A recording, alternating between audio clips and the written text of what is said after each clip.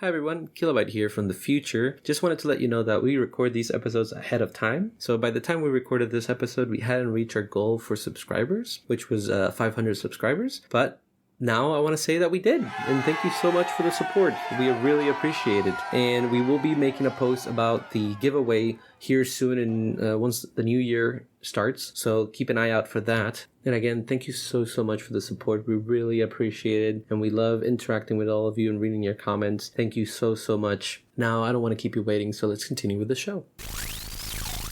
Commencing Operation War's End as we draw near towards the conclusion of this series. Yes, I know. I too am excited for Onyx, Killobyte, and Clickbait to move on to better things. This has probably been the worst gig they've put together yet, but we're not at those good days just yet. Let's dive into today's comics and witness the abrupt end to an ancient evil. Let us tune in to the show.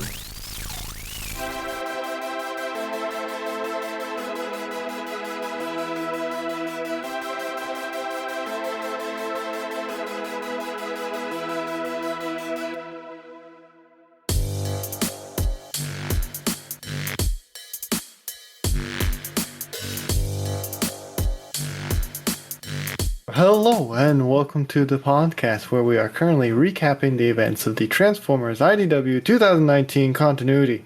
I'm Onyx Prime with my two wonderful, fabulous, what's another adjective? Favorite Smart, co-host Killobyte, smart, I'm here. smart. Thank you. Delightful.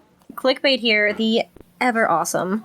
Alright, it doesn't mean the same thing when you say it. Anyway, moving on with our comic discussion for today's episode takes us to IDW War's End issues 1 through 4. And as always, spoiler warning. So if you haven't read it already, we highly recommend you go back, read the comics, then come listen to the podcast. Also, we have a goal to reach 500 subscribers. And at the time of this recording, which is probably in the future past, what is time anyway? We're 50 away. So, woot woot. We'll be holding a brand new kind of giveaway we've never done before, so click that subscribe button. Tell your friends it's a good time. Now, onwards with the podcast. With that, Clickbait, do you mind giving us the fun facts and trivia about today's comic? Let's get to it. Let's start with some fun facts. Number of comics we're going to be going over today is going to be 4. The first issue of them was released in February 23rd, 2022, with the last issue being released on May 25th of that same year.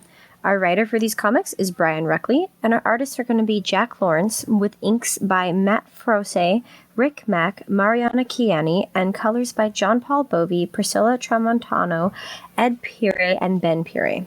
Now that I have attempted to pronounce all of those human names, we're going to move on to some of our trivia. In issue 1, as per the dialogue in issues 35 and 37, an alien race supposedly found Exarchon in deep space, corrupted him into a living bioweapon, and unleashed him on Cybertron. In this issue, Exarchon mentions someone or something showing him a vision of Cybertron's future. Perhaps it's the same one that Jumpstream visited in issue 31, and describes its mental state as the quintessence. While the word can refer to a kind of elevated mental state, Transformers fans will probably jump to the manipulative quintessence as that conclusion, who've been known to farm out their dirty work to different beings in different continuities.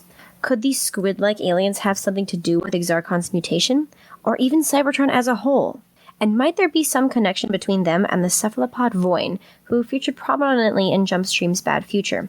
In issue 3, both Paramagna and Jumpstream refer to the Constructicons' combined form as Devastator. However, given that the Constructicons only dubbed themselves that in the final issue of the Constructicon Rising arc of Galaxies, moments before killing everyone on Miles and skipping town, and later stories have revealed that the government successfully covered up what happened, there's really no way that Para, who was, we remind you, still in prison when this all went down, could know this. Finally, in issue 4, as the cave falls down around them, Landmine lays into frenzy, indirectly starting this entire mess in the first place, having killed Brainstorm just before the events of number 1 after an Energon robbery went wrong. Frenzy's stupidity pretty much kicked off the entire domino chain that led to Rebel's death, the rise of Megatron and the Decepticons, the destruction of the Tether, and the return of Exarchon, among various other terrible things. Leave it to the little guys to start this whole fiasco. Excellent. Killobyte, do you mind giving us maybe a short summary, like a really short summary. Will do. The band is all back together.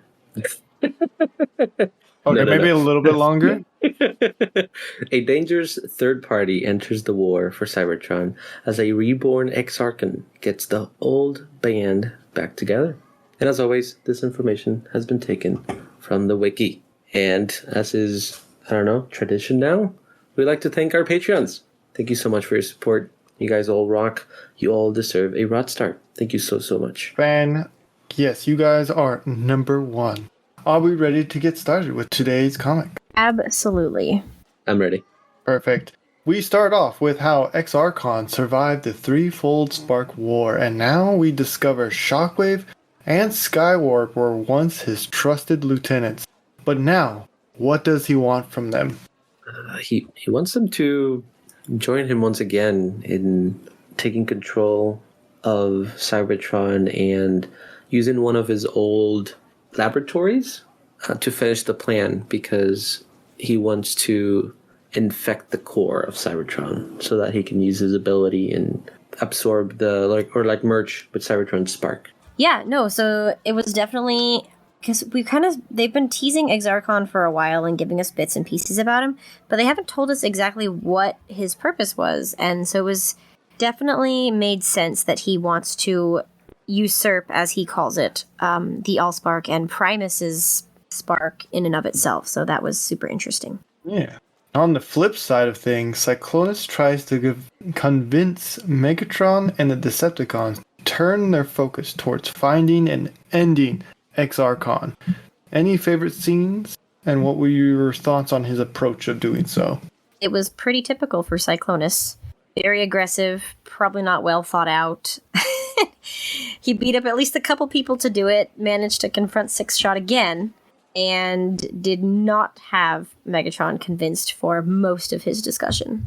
I like there's at least, I want to say, 4 or 5 bots that tell Megatron that Exarchon is back, and he's still in denial. He's like, nah, that's impossible. Oh, yeah. Impossible. And then he hears it from Starscream. He hears it from Cyclonus. He hears it from Optimus Prime, and he's still just like, let me win the war. Right? And Skywarp as well. And he's like, no, impossible. Let me do my war. And I'm like, what are you doing? Like, at least you got to believe one of them. There's at least 4 different bots telling you the same thing, you know?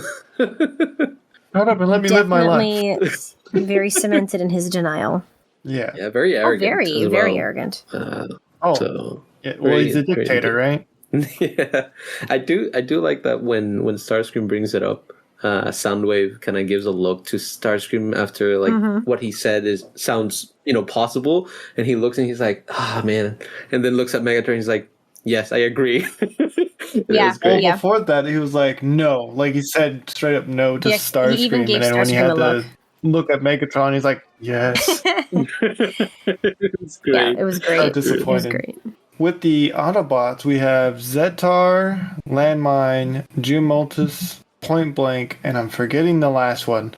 Anyone have the last one's name? I thought there were just 4 of them, weren't they? I think there was like there just was 5 4. All right, maybe it was just 4. There's a yellow one. There's a yellow It one. wasn't last All one. right, his name is the yellow one now. It's yellow. They discover an old Exarchon base with clone drone seekers and an imploder, and most importantly, Exarchon walking around in Deathsaurus's metal. In the drill. Thoughts, theories, favorites? Yes, a very big drill. One could say. It might be excessive. One would say that might be a little too big. You don't want a drill that big. Anyway, compensating for something. I like that. That kind of fits in with what we saw in the future, where there were 2 Skywarps. So now we kind of see that the army for Exarchon were just clones of Skywarps and all that. So I like that, linking that connection there. And I'm surprised nobody found the base. I know it was hidden, but I know they mentioned that the Sonic Canyons are kind of very hard to explore and all that. But I don't know. I feel like somebody would have stumbled upon it. At one point. Who's to say someone didn't stumble upon it and maybe they got blasted because they were heavily defended. So yeah, that could be a possibility. Sure. Yeah. with Exarchon's sights on taking over the Allspark, the center of Cybertron's core, Cyclonus, Sixshot, and Team Stream attack the base. There's a lot of beautiful art scenes in this one, lots of fantastic back and forth quips. Clickbait, what do you think? I thought we were done with Team Stream, and yet here they come back again, spreading nonsense. But then they separate, and I thought that was interesting how everybody seems divided. There's people who clearly fought in, or were at least knowledgeable about the War of the Threefold Spark and kind of know like what Exarchon did. And then there's the others who are kind of following orders based off of what Shockwave tells them and what Megatron tells them. So we have Slipstream here, who I was a little bit surprised at her decision to just kind of follow orders and keep going. And then Flamewar is like, nah, I don't think I like that. And, oh no, it was the other way around. I'm lying. It was the other way around. Flamewar continued on, and Slipstream just kind of like stepped back a little bit.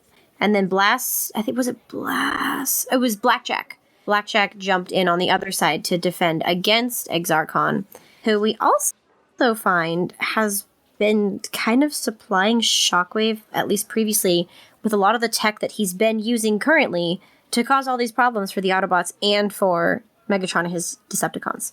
Yeah. Typical behavior. Typical behavior. I mean, who's surprised about this one, really?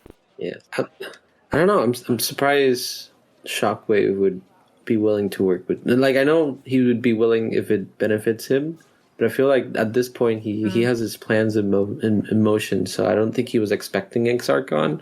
And I know probably why he agreed to continue helping him, because he doesn't want Exarchon to take over his Spark with the ability. But I feel like he was not going to gain anything, especially with the plan that Exarchon wanted to do, which was take over or merge with Cybertron's core. So, and he even says it at one point, like Exarchon says his plan, and then Skywarp and Shockwave look over, and he's like, "Oh no, but you will get your things. Don't worry." Like, I'm what? like, "Yeah, I don't think so." Sure. And I love how Exarchon Yeah. knew exactly what to say to keep Shockwave interested. And then Skywarp, on the other hand, was like, you know what? I don't think I like the sound of this. Poof, bye. I thought that was hysterical. I'm out of Right? here. I was surprised that during the conversation he tries to bring it up to, like, they bring Megatron in. I'm surprised Megatron didn't shoot Exarchon sooner. Like, he just let him ramble off a little bit. I would expected him to, like, immediately blast him. Like, blast first, ask Yeah, I think questions Megatron later. felt like he wasn't in Yeah. a ton of danger, or he thought he had the situation under control, in which case he probably wanted Exarchon to say what his plans were, so Megatron knew what he had to do next. Which seems like something Megatron would do. Right. Which, with Exarchon losing a body, gives him 2 free slots, because his rule is he can control 3 bots. And just in time, too, because we see Devastator riding Blastoff. I believe it's Blastoff, like on top of him, like riding, not inside him. Is it right an on Astro Train? top. It's Yeah. Astro Train. Because Blastoff Blastoff is- is with he's Blastoff little. is He's with with Cosmos at the space station. Okay. Wait, so this makes even less sense then, because I swear Astro- we've seen Astro- Devastator inside of Astro Train at one point. Well, it wasn't in the G1 movie. The movie. Yeah, So, yeah. yeah. But because I know they said that they dispatched Astro Train a while ago. And they did mention Okay, him did a few they? times being Yeah. like, oh, he's off Okay. doing Megatron knows what on special orders or whatever. Or maybe Shockwave knows what. So Yeah, it was it was the they mentioned Team Stream that mentioned that, because they're like, "Hey, where's Astro Train?" Astro Train was giving them a ride in. So with Devastator, so with Devastator in the fold, Exarchon turns towards him and tries to take control, because obviously he's the big bad and he wants to be even bigger and badder. Doesn't quite work because he's got too many personalities going on inside him, right? Yeah, when that happened, I'm like, you better not be able to Yeah. control, like, because they said that there's 6 sparks with it. I'm like, that if you take control of this, it wouldn't make sense, because then you're Yeah, it controlling would more break than the- 3. It would break the rule. So, but they left it at a cliffhanger. We're like, to be continued. I'm like, in the next issue, you better not control this, or I'm gonna be And he- angry. And he doesn't, right? But he does he try doesn't. to go after Flame War, which then immediately makes me panic, and I had to keep reading. So I did. I was like, okay, because Sound Blaster redirects his attention elsewhere, and I was like, oh, I can breathe. I was like, oh, maybe Flame War's out. Oh, nope, she's back. It was this close. Oh, It was great. Thoughts on the plan that succeeded in trapping Exarchon in Deathosaur's body in the Titan Spark, then that was messed destroying up. it? Very messed up. It was Yes. messed up. Yes. Yeah. But I feel like the plan went too smoothly. Yeah, it did. It totally did. Because they have what's his name, the bad Mindwipe? Mindwipe. Yep. They have Mindwipe look at him because with his powers he could kind of suggest him to expand into the Titan Spark and leave Deathsaur's body, and so he tries to do it, but then a vortex smacks him, and I'm like, okay, I guess he didn't get a chance to do it, but then they're like, no, he's still under the influence. Do it now, and then they did it, and I'm like, but I feel like there wasn't enough time for him to even like go under the mind control, so it felt kind of wonky. What's his face? Exarchon had technically two bodies. Did he ever end up, because he was trying to possess Sunstorm, did he ever get around to it or no? Okay. No. That's when Megatron blasted him, and then they put it back in the container. I wasn't sure if he ever ended up like actually getting possessed or not. And then I feel like, I mean, we killed Exarchon, and they obviously trapped him in the Titan Spark because it turned black, which they then smashed, and supposedly it neutralized his spark or whatever.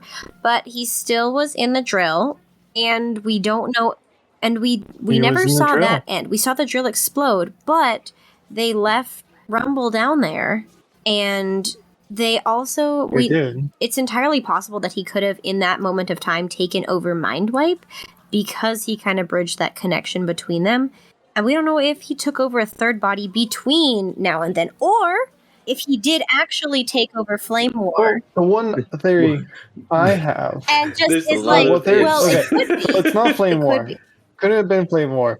The one that could have been for certain, and I feel like they left it open-ended because they thought they were going to get more issues for this. Yeah, on purpose. Zetar, the one who blew up the drill, when he went in there, we never see his optics afterwards. He's always keeping his head down. We never see his optics afterwards.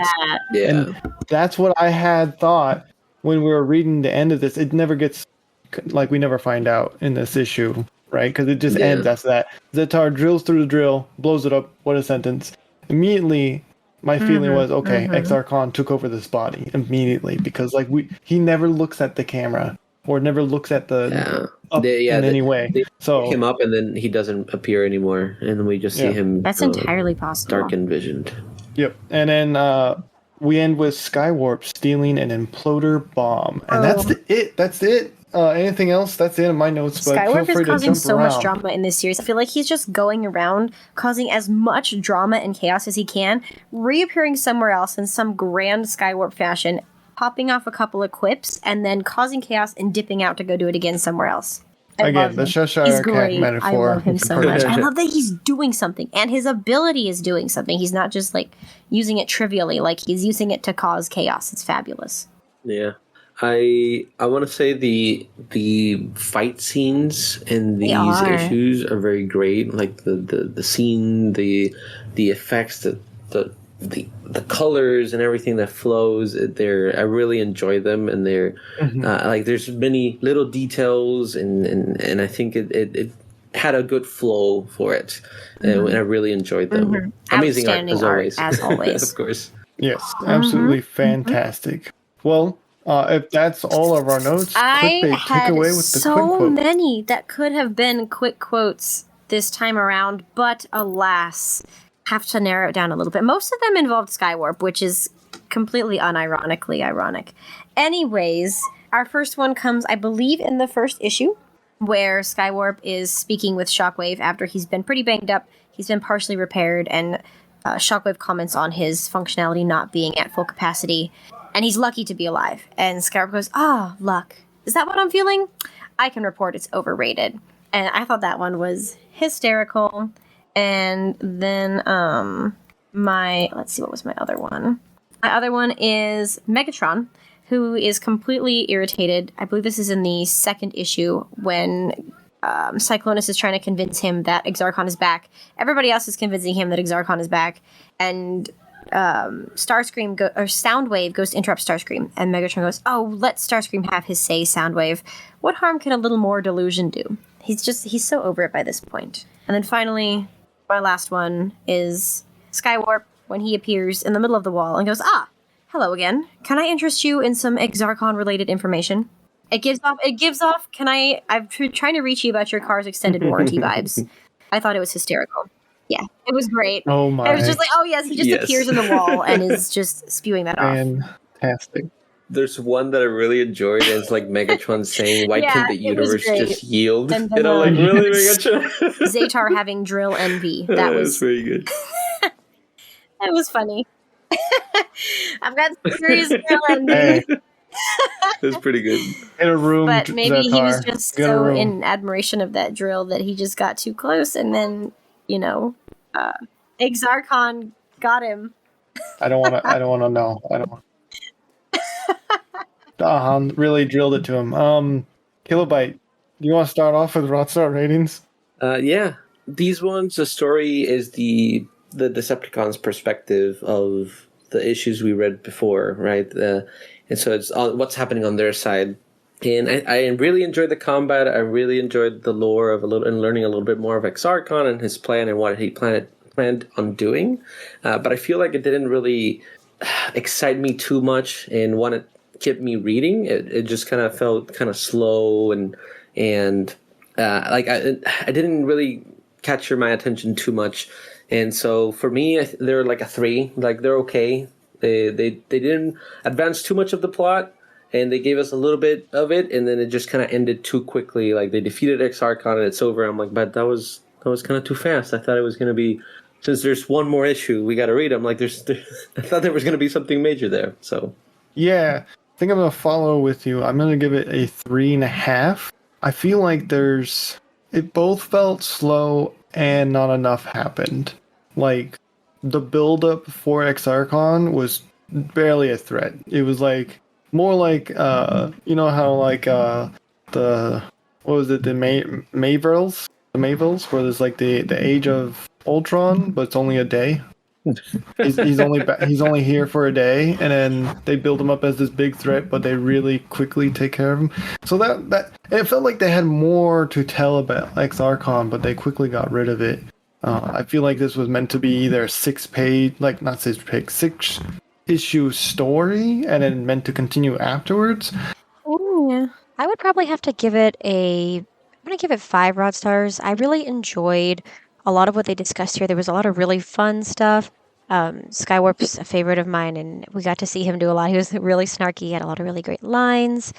The art has just been fantastic throughout this entire series, and it holds true in this mini-series as well. It was really enjoyable. The fight scenes were a lot of fun, and they've kind of continued a lot of the character development that we've been seeing. It does feel a little bit rushed, like we've been talking about with the licensing. It kind of seems to end a little bit abruptly, like they're kind of scrambling to finish everything up. But I think all things considered, it's still been a lot of fun, and I like a lot of the character development and the positioning and posturing that they do in these mini-series here. So, yeah, I think a 5 out of 5 is what I would have to give it. Yeah, that's where I feel.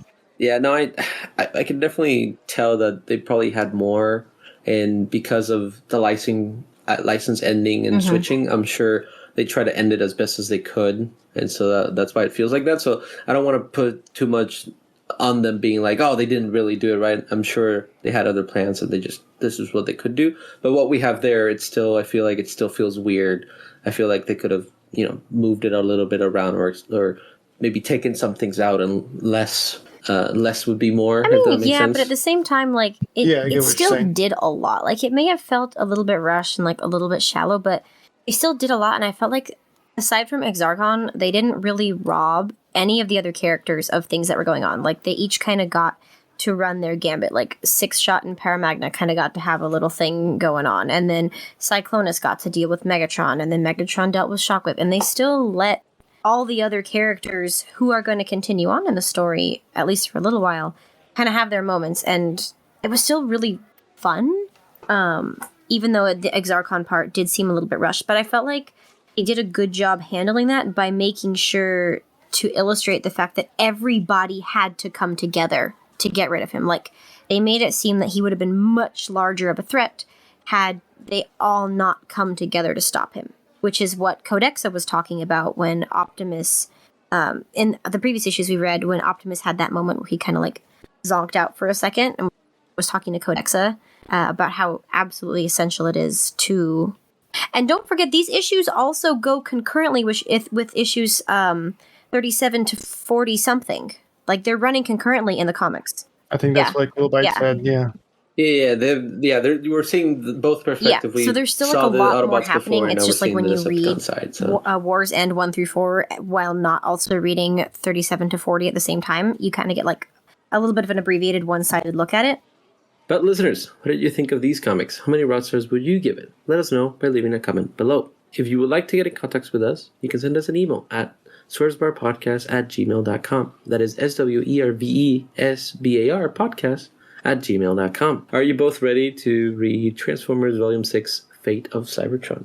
Yeah. Cool. Well, listeners, if you've enjoyed this episode, consider sharing it with your friends and subscribing.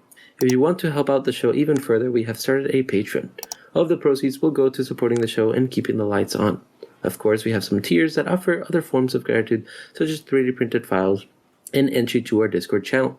You'll even get early access to our comic review videos a week before they're publicly released, and also our D&D videos. Also, we have a goal to reach 500 subscribers. We are 50 away, and we'll be holding a brand new kind of giveaway we've never done before. So make sure to click that subscribe button and tell your friends it's a good time. And as always, we hope you're all staying safe out there. Thank you so much for listening. Till all are one. Till all are one. Till all are one.